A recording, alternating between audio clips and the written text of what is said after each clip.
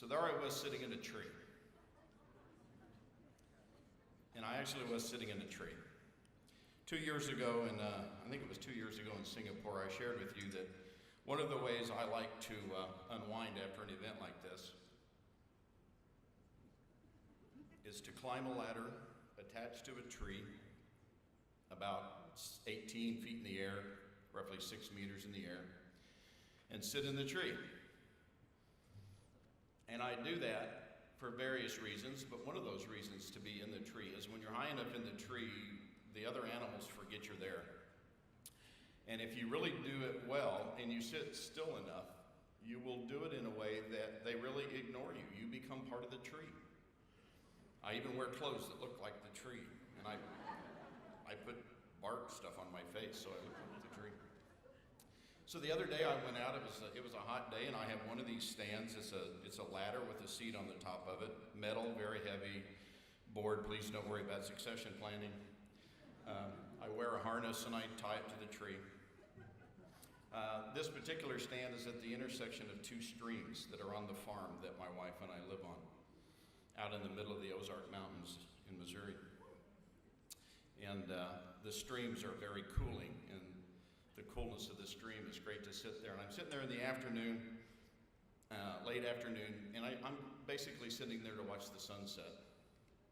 So while I'm watching the sunset, which is just beautiful that night, I noticed something happening to my right. And it was this squirrel. All of you know what a squirrel is? Kind of like the American version of a monkey, but littler. Or it's kind of like a rat with a bushy tail that lives in trees.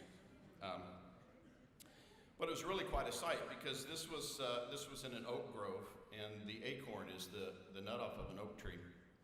And this particular squirrel would shake the branch way up high in the tree, knock a couple of acorns to the ground, scamper 3 or 4 branches down, climb down the tree, go to try to get the acorn on the ground.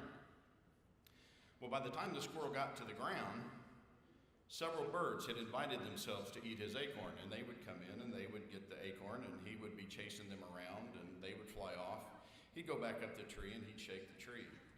He'd knock off 1 or 2 acorns and he'd run down the tree, and this went on for like 30 minutes. And then I noticed to my left another squirrel up in another tree.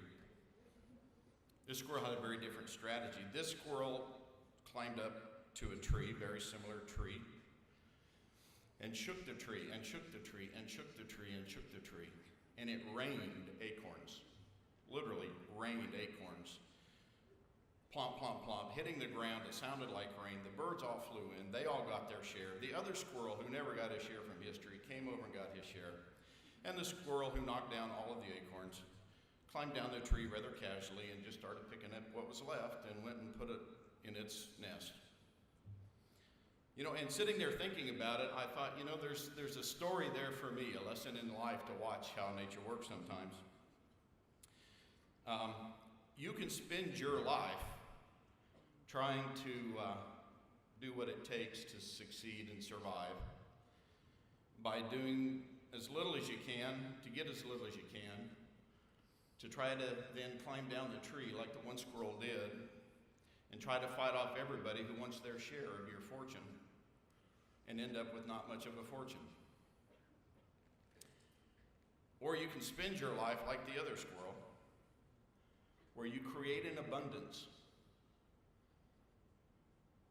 and you do your most to create that abundance. And then you willingly share that abundance with all those who need your help. As you build your career, I encourage you, when you come to those pivotal points in your career and decide which way to go, choose the path of creating and sharing abundance. Probably more than the path of glory. You know, when I was a high school kid, I was destined to be a veterinarian. I grew up on a farm. I was very good with animals. I actually kind of was a horse whisperer. For those of you who don't know what that is, read the book.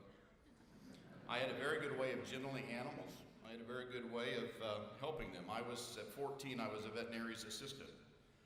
And we ran our own farm, and I did all the medicating of our animals. I would call the vet, tell him what was wrong. He would tell me what to do. He'd ask if I diagnosed it right. So I was destined to be a veterinarian. I studied biology, all that stuff in school. But I remember my junior year in high school, my mother, who's just a, wonderful person, and typical mother, always taking care of her kids. She sat down one day and just asked, are you sure you're going to want to be a veterinarian? I said, yeah, I'm good at it. And I'm getting trained for it. She said, you know what else you're good at? You're good at people. She said, I know you love animals, and I know you'd like to help animals feel better, but she said,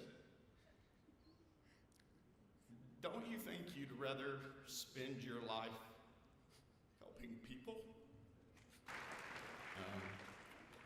My final challenge to you is what I challenged earlier.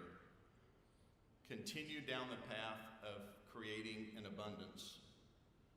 You can't share an abundance, by the way, if you haven't created it. Build your career in a way that you create and share an abundance.